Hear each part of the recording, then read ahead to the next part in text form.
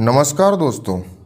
आप सभी जानते हो डायनासोर एक प्रजाति हुआ करती थी जो आज धरती से विलुप्त हो चुकी है।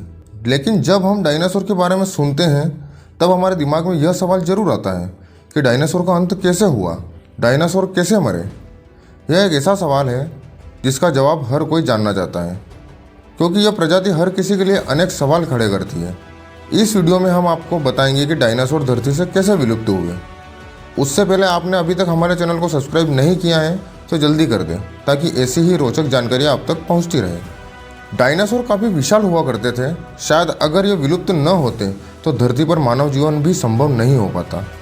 हालांकि आज तक किसी ने डायनासोर को नहीं देखा और जितने भी तथ्य इस प्रजाति के बारे में दिए गए हैं सभी अनुमान और अवशेष के तौर पर दिए गए हैं।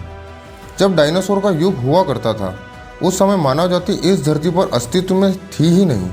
अगर होते भी तो शायद ही कोई इस विशाल जानवर से बच पाता। डायनासोर, जिसका यूनानी भाषा में अर्थ बड़ी छिपकली होता है, यह प्रजाति धरती पर लगभग 16 करोड़ वर्ष तक अस्तित्व में रहे, जिनका विनाश आज से लगभग 6.5 करोड़ वर्ष पहले हुआ था।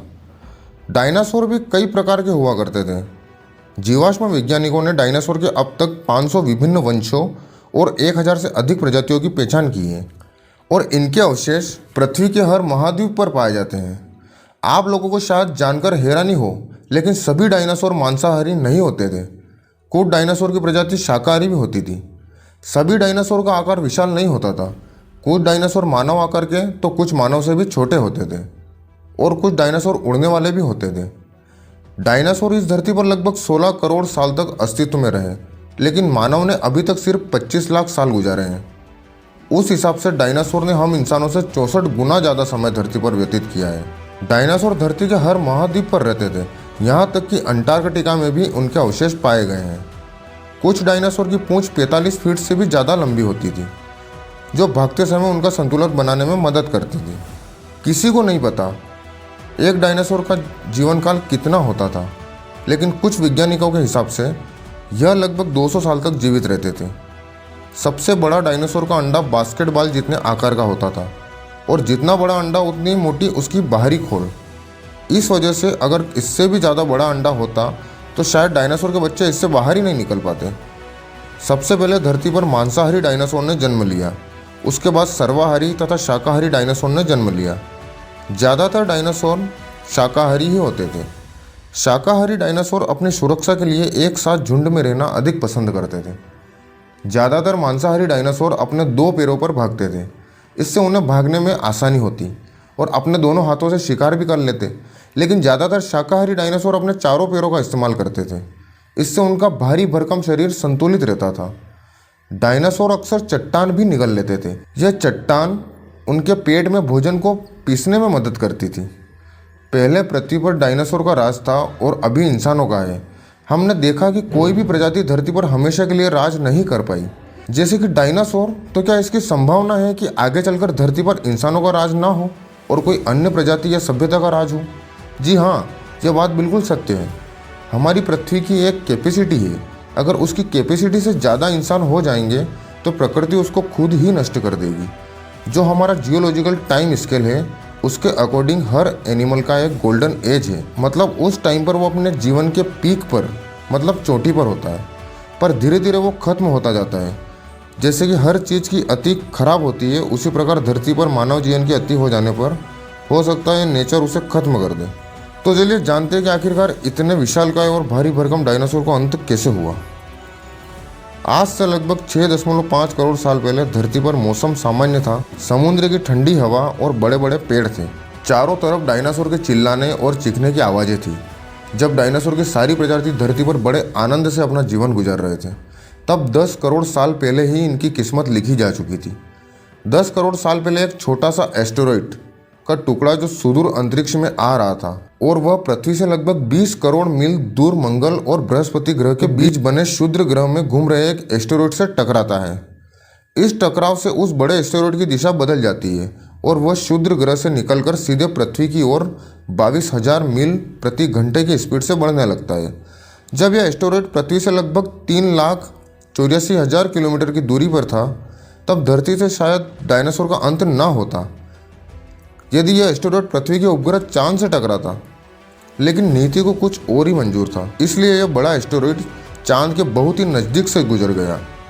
40 किलोमीटर बड़ा एस्टेरॉयड हर सेकंड पृथ्वी के नज़दीक बढ़ रहा था।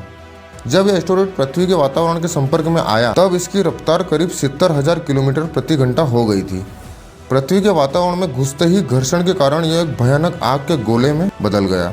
इसकी रफ्तार इतनी ज़्यादा थी कि सिर्फ 4 मिनट में अटलांटिक महासागर को पार कर लिया। कुछ ही क्षण में यह एस्टेरॉयड मेक्सिको की खाड़ी के पास जमीन से टकराता है और लगभग 35,000 डिग्री सेल्सियस की ऊर्जा वाला एक भयानक विस्फोट होता है। इस टकराव का विस्फोट लगभग 10 हाइड्रोजन बम के विस्फोट के बराबर था।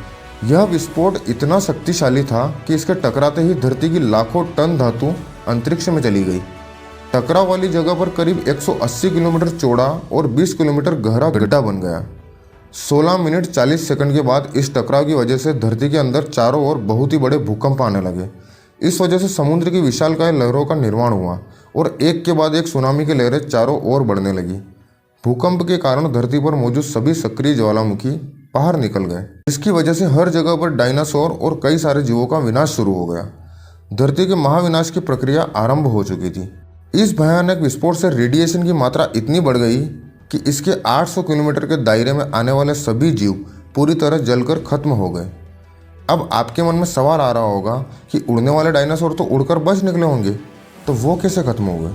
लेकिन उड़ने वाले डायनासोर जमीन से तो जैसे तैसे बच निकले, पर जो मेटल पृथ्वी से अंतरिक्ष में गया था वो ग्रेविटी के कारण आग के गोले बनकर पृथ्वी पर बरसने लगा, जिससे सभी उड़ने वाले जीव हवा में ही मर गए। विस्फोट के 40 मिनट बाद पृथ्वी का वातावरण 100 डिग्री से भी बढ़ गया, जिससे पेड़ पौधे वनस्पति सहित सारे जीव खत्म हो गए। विस्फोट के 90 मिनट बाद तापमान 200 डिग्री के ऊपर चला गया, जिसकी वजह से जो डायनासोर या अन्य जीव विस्फोट के इलाके से हजारों मील दूर थे वो भी इस गर्मी से मारे गए। इस महाप्रलय से धरती पर से कुल 90% प्रजाति लुप्त हो गई थी।